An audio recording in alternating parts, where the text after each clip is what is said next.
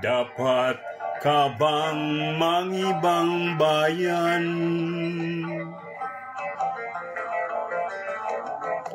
Dito ba'y wala kang paglagyan?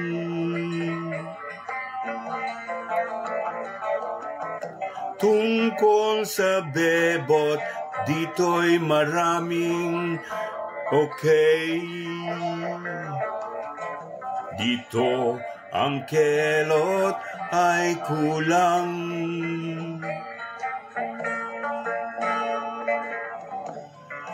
Bakit pa iiwanan ang lupang tinubuan?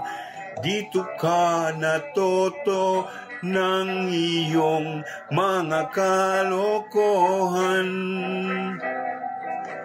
Baka kala mo'y ganun lamang ang mamuhay sa ibang bayan. At kung ikaw ay mag-aasawa, ang kunin mo ay Pilipina. Pagkat magaganda ang mga Pinay. Diyos mabalos po. Maraming salamat. Thank you po. Bye-bye.